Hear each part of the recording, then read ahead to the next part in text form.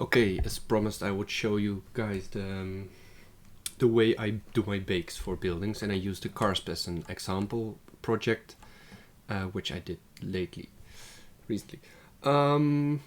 Okay, as we know, the model will come in as a Revit or as a FBX export. It's a large model then, so what we do is clean up the model, attach material, groups, things like that. Everything that will make the model useful, and we will be able to work with it in the scene. In this case, we had a cleaned up high poly from this building, which is lying here. We cleaned this one up. This one is 127,000 polys, so it's too high for using in any form of interactive thing.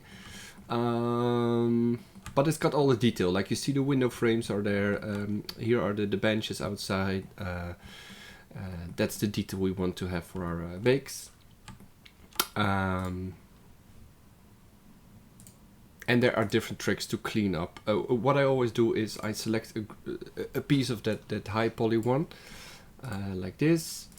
And then you can select, for example, the same kind of object. So select similar, that will select similar objects. It looks at the material, but sometimes also looks at the shape. But in this way you can quickly get all the separate material objects that's always in the outliner.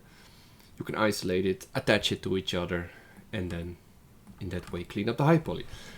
So we have this high poly here, and as you can see, I color coded the high poly. So I made some grass, I made the windows, the window frames have a color, and they all have the material ID 1. So in this case, you prepare the high poly model for the bake. Then you start the low poly. In this case, you see I can pretty much follow the rough shape, but there are like balconies like this.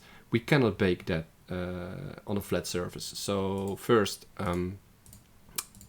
I was using this low poly. I will hide it.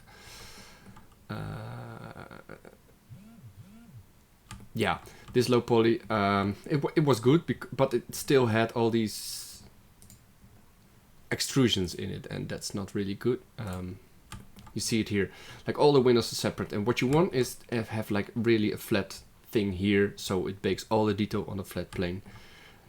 So that's why I decided to model the balconies, but the rest is really low poly, and I came to this model. This model pretty much covers, yeah, at least the detail we want. So yeah, let's go with this one. In the end, we have a result like I made here. I pre-made a result, so this is the baked result. You see there is detail of the framing, you see them shining, there's detail of the windows, we've got the benches here, there's an AO that works, and even the solar panels are visible. I guess this is a minimal quality we want to go for. So for now, what we do is we export both models. So we have the high poly model.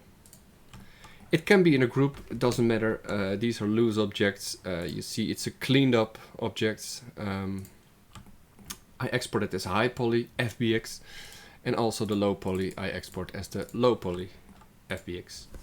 And these two models we take to the substance. So let's start up substance. Substance gives you a lot of options in the beginning, but we go just for making you a substance graph. And that will be our basis. So in this graph we will create the whole combined material. So let's call that CARSP for now. You can give it any name. And in the left we go for the metallic roughness workflow. So it pretty much gives you this as a standard. These windows can be somewhere else in your editor, but we need all the windows. You can set it up like you want, but in the end we need all the windows. So we've got the Explorer at the left here. There's it always starts with the unsaved package. So I first start with, okay, I will save it as something. For now I'm in the maquette web in the CARSP. Give it a name, and then it will bring all your resources and everything to that location. For now it's fine, but so this graph, if you double click it, it opens here the graph you're working in. So this is your graph view. Here's your 3D viewer where you see the model. The library, or you use it for this one pretty much once, because you search for a specific node, and that node we drag in here. That comes later. Here in the base color, second 2D view, you see the maps you're creating, and at the right there are the settings of specific nodes. So if you double click the node, you can see here the settings of that one. So let's start. Pretty much the drag and drop is a used thingy. I put some models at the desktop for sure. I'm not liking that much, but for now it's fine. Both models are high, and I call it ultra low for now. It's a new model. You drag it, and if you drag it just under and you see link, then you can let your mouse go. It says something about the UVs, but that's fine. Sometimes it takes a while to load them in. You can see at the bottom that the memory always hangs somewhere around 1%. I don't know why it's doing that, but at the end it comes in. You got the high and you got the low. You can drag the low in your viewer, and there's your object. The renderer is the OpenGL. You can use iRay. I use it many times to really see a nice representation of the model, but it's a little bit heavy on the graphic card. Fine. Now we're gonna bake our data that we need, and basically we need both specific maps. That's the ambient occlusion map and the color map. You can do that by going in your Explorer to the low poly version, because that's the one you want to bake. Right mouse button, and then you've got at the bottom the bake model information, and that will open up the second window where you can load in your stuff. In here you see it has one material. That's very important. If you got other material IDs, it's just unnecessary heavy. You want to have one. For now it's material 14, but that's fine. You set up the high definition meshes, so we just put it in the resources. So from the resources you get the high poly, because that's where you bake from, and he's going to use that for all kind of maps you're gonna bake. So I add the baker, the ambient occlusion. That was the top one, ambient occlusion for mesh, and we have a color map for mesh. So we've got both maps here. For these, we're gonna put the settings to 4K for both. If you click one of those maps, you can do the settings for them. So for the ambient occlusion, we also want some AA. I always put it on 8 because, that's just nicer. It doesn't take that long. And if your units are correct, the occluder distance at 1 gives you a good result. For example, if everything is smaller, I saw that for the web, for example, some web models are 10 times smaller. For sure you have to set something like this, or you have to play around with it. The nice thing is at the right you see the preview already, so you see that in a second. The color map, you click it and you see the source. For the source we use the mesh ID and a poly group. The mesh ID and poly group, that really looks at your high poly and at the colors you gave it. So the green for the grass, the yellow for the windows, for example. So I put it to that, and the U shift is fine. Basically this is the setting up you do, and you start to render.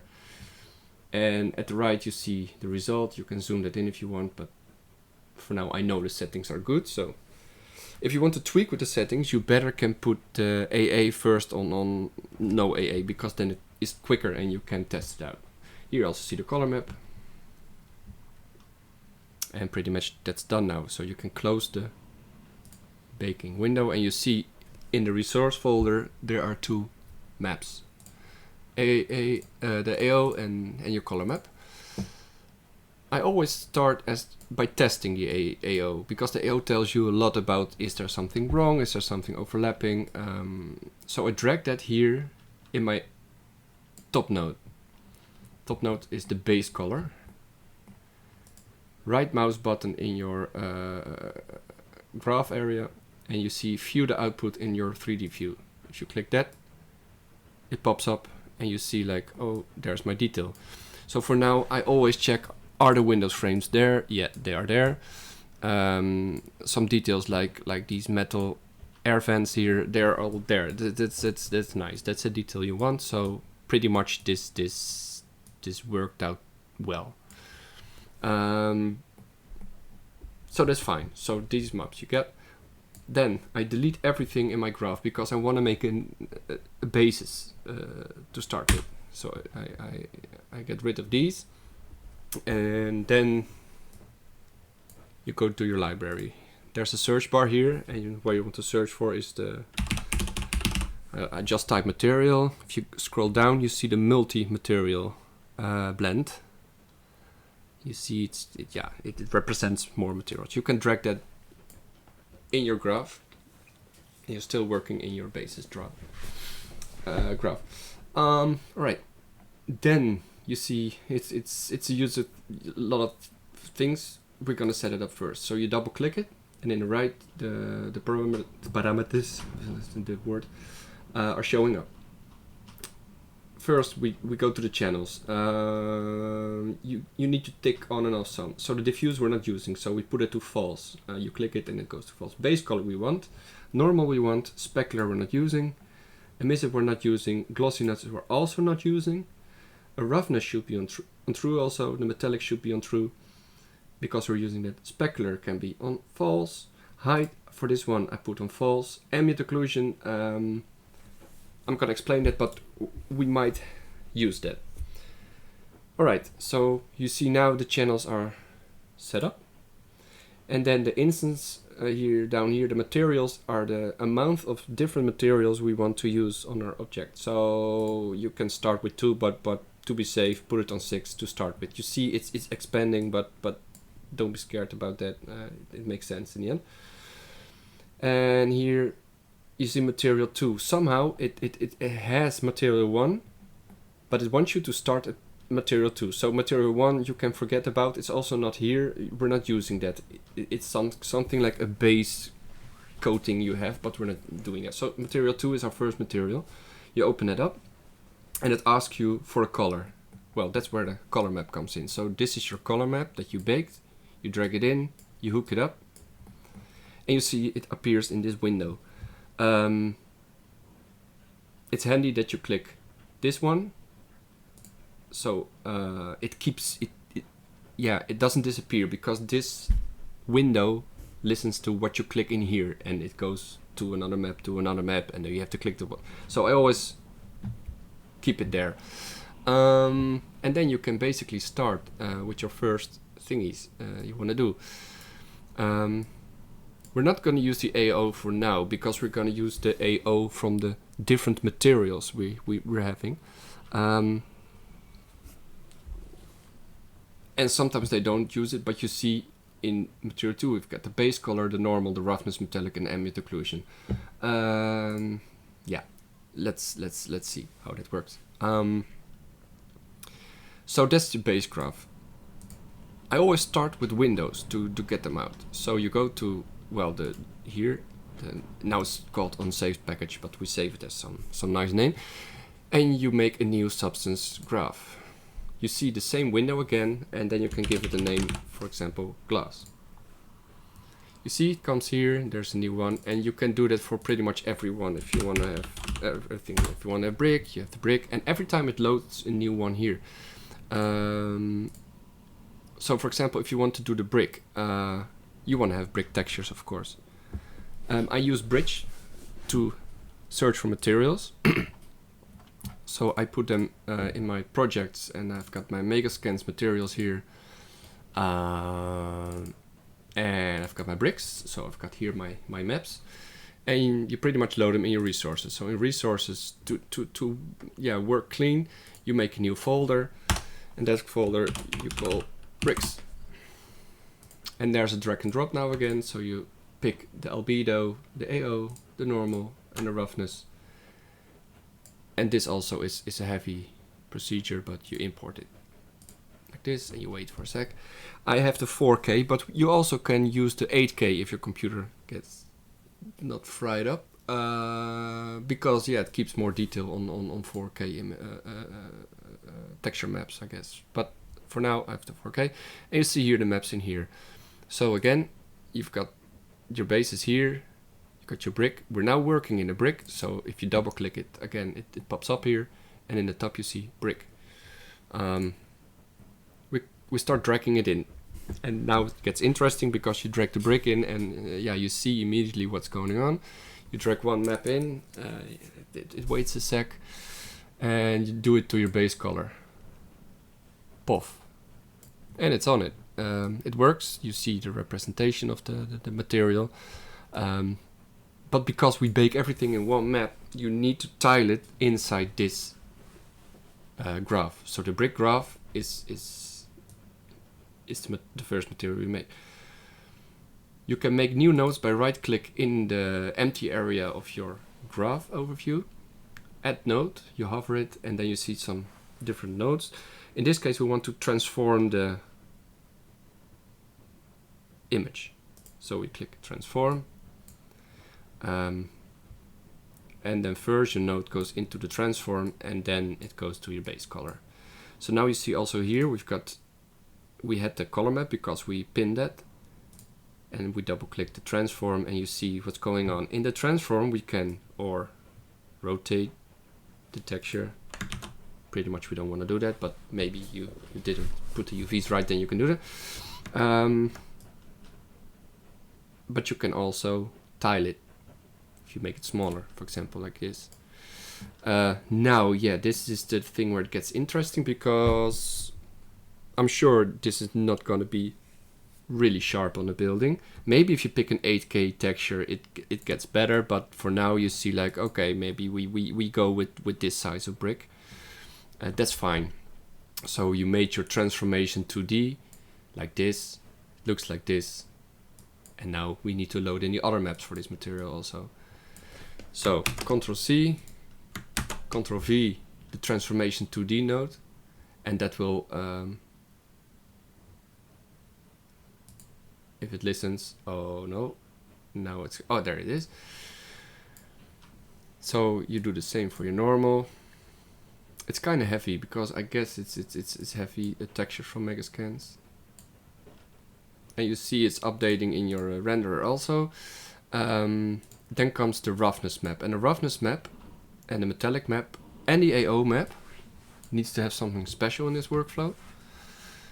They are mostly, in most cases, they are black and white maps. So if you double click the map, you've got your settings here, and this color mode is always set to color. Somehow the blend material, once if it's a grayscale material, you put it to grayscale. Otherwise, yeah, it just doesn't like it in a way. So you paste another transformation 2D that you copied from the first one, because then it's also in here. You see the roughness is working. In this case we can set this metallic standard to black, so it's already there, it's fine. We might use the AO. In this case I'm not using the AO, it takes a bit longer, and that's fine like this. So now you got your brick set up, but you want to put it to the correct direction of the location, sorry. So we open, again, double click the CARSP graph, and here you see again what we started with. So now, like I said, we start with material 2. If you close the resources for a sec, you've got your brick here. Don't double click, but just once, and then drag it in. Now it reads it as a material in here with all your outputs here, and you can hook those up to the correct slots here. Roughness to roughness, well, that explains. We don't have a height or ambient occlusion, so that's fine. So that one is hooked up. Double click the node, and then it opens up again in here. Because we're not using the AO, I will switch that off in here. It can be switched on and off during the process, and you see it acts to it. So we want to see this now, how it looks. So again, right mouse button in the empty area here, and view the outputs in 3D view.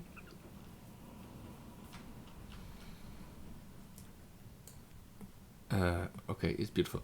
Oh wait, I didn't make the output nodes because out of the box here, you see the base, normal, roughness, metallic. That's the maps we want to have in the end. So as a trick, you can double click this again, right mouse button on the node. Then you can create, and you can create output nodes. It's gonna ask for hidden connectors, and we're not gonna do that. We just want to have our 4 outputs. So we say no. There it is.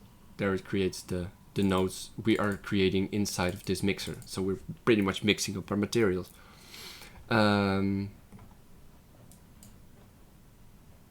Alright, that's it basically. So again, I want to see this result in my... So now it turns up like this because yeah, it's black, metallic, it's waiting for the textures. So we go into this node again, double click the blender, and we go to the material tool, and yeah, we have our color map like pinned here, so we can look for, okay, where in the model do we put the brick? Well, you see kind of these areas are the places where the brick needs to be. So you nitpick, you go to that area, you click it, and it appears on the model. There are various settings here where you can see the fuzziness. If it's not baked correct, you can use it, but it spreads the texture basically, and it goes like almost everywhere in the end. So the standard settings are okay. And if you want to go, if you're happy with the brick, then you can if you're not happy with the brick, you can double click the brick again. I'm not doing that, but if you double click it, you go to your brick graph again. You can edit the hell out of it, whatever you want to do, and go back to your basis cars graph, and you see the changes you did. That's fine. I'll do a last one to yeah, you see the glass. Well, you see the balconies need concrete, so again, you do new substance graph, you call it concrete, you open your resources folder, you make a folder, you drag in your concrete textures, and you make the material, and then you hook it up. Also, the glass what we made here, for glass I usually make a full metal shader, so you go to the metallic map, is now a black bitmap, put the grayscale, and we want to have full metallic, and you see here like it's working. We can go to the roughness and play around with that a bit, how much we want to have it reflecting. Also, if you put the windows as at first, you see a result pretty quick. So the glass, we can drag it in just we did with the brick. We look at, okay, it's the third. Drag it in, drag to normal, drag to roughness, and drag to metallic. And then it's gonna ask for sure, like, yo, where do you want to have the glass? It's material 3, so we open it up. It's waiting for a color, so we go to a color. Oh shit, no, that's where you see I clicked it, and then it goes away. Just open this one inside of the node, like the big node. You pick the color, you look, okay, there's the glass. Nitpicker, go to the color of the glass, and it's gonna color your windows. Pretty cool. So in this way, you're gonna build up the whole graph up to, I guess, 16 different materials. So in the end, you can have quite a long thing, and this is gonna be pretty cramped. So when I'm happy, I just right-click the node, like the material node, and I collapse it. So it's nice there, sitting as a material, and you build it up like this. And you will, I will open up the finished project where you can see how it will look when all the materials are there. So again, you have your low and your high poly, you bring that to substance. Inside substance, you do the 2 texture bakes, color map and AO map. With that information, you pretty much can do everything. You see now the node here is the node I'm using now for the cars. It's not 16 materials, but it's a lot.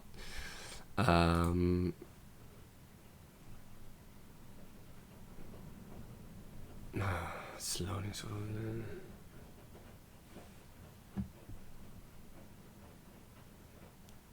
Yeah, well, basically you're seeing now how complex it gets, but in the end you just have materials at your left that you make, the mixer in the middle, and at the right your end results. Oh, now it's building up.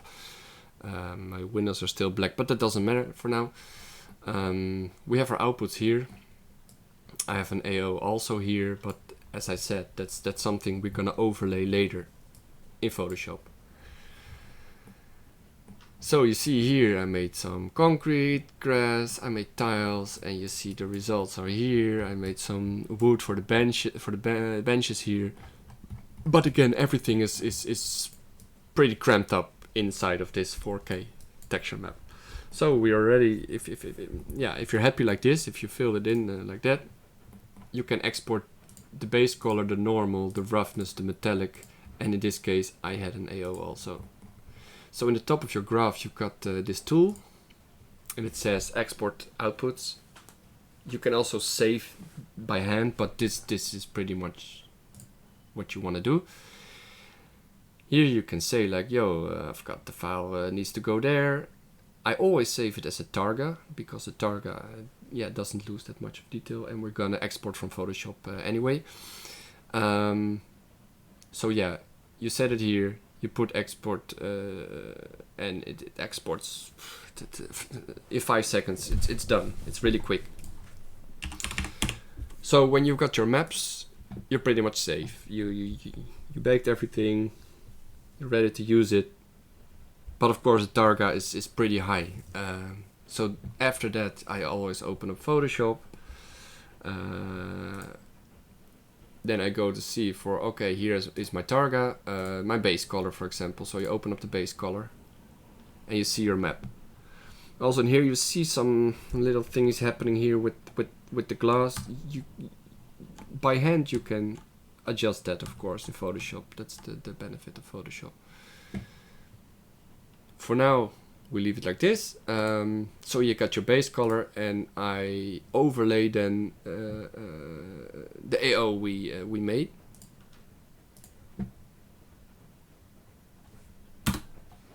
And I just use the multiply. So then you see the result, how it looks. This is basically, this is your diffuse map now that you want to use. So from Photoshop we export that. You pick your settings. In this case it was a 4K, but yeah, we can also do the 1K. And you export it as RGB. When you export a normal map, you should not convert it to sRGB. That's one thing you might keep in mind. Do not convert it to sRGB when you export a normal map. So you export your 4 or 5 maps, and then you're done. Then your bakes are done. In here, in 3ds Max, I always create this one, the PBR material metal roughness workflow, and in these ones I load in the maps. There's also an occlusion map here, but since we overlaid it in Photoshop, I use it in the base albedo. So yeah, click, load in, click, load in, click, load in, and then there's your model with the maps on it. And this is I believe this is the 1K version for now, but that's fine.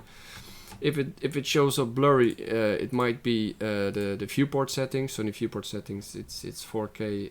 You apply it, and then it might look better.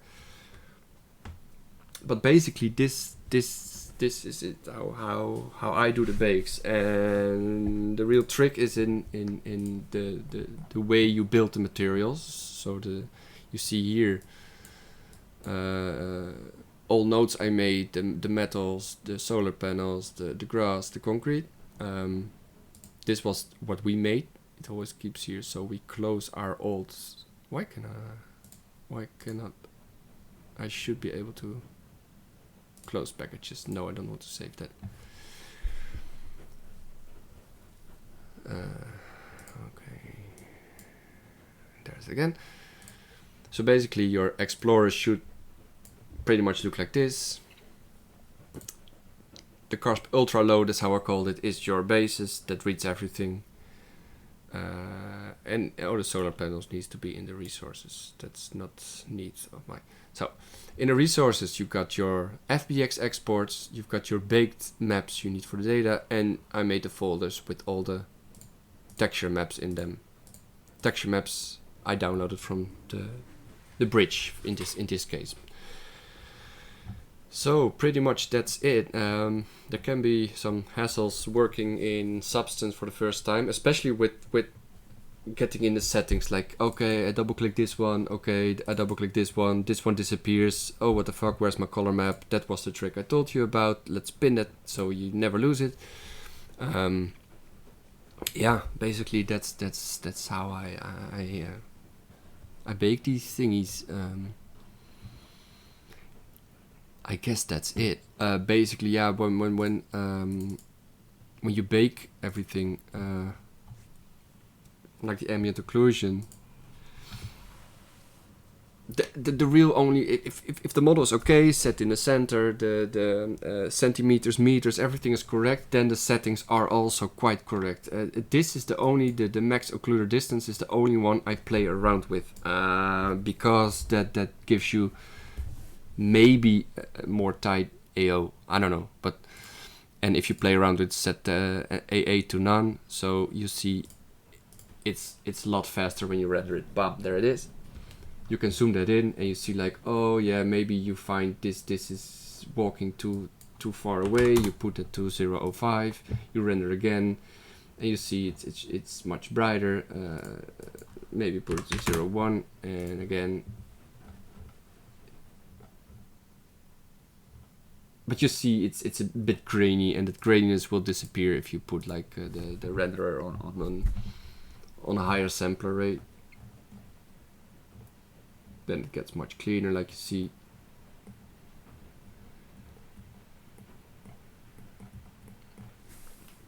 So yeah, basically we can go around this maybe later on when we're all together in a meeting or something. But for now, I guess this is pretty much it. Oh yeah, maybe, but we all know how to export. But what I do, I start with the 4K. I always go to the Babylon exporter. And in here, I play around with the texture quality always. So it's standard, it's 100, that's fine. But 50 is also quite good always. And setting this number really has influence on the MB exports, on MB sizes. So for example, I did this one on 10 and it was enough for me. So at one hand you can reduce the textures in Photoshop. So if you got the 4K here, you export it as a 1K, that's fine. That saves a lot of MBs already. But you can also control that a little bit in here, like the Babylon export. You can also do that. So that's it.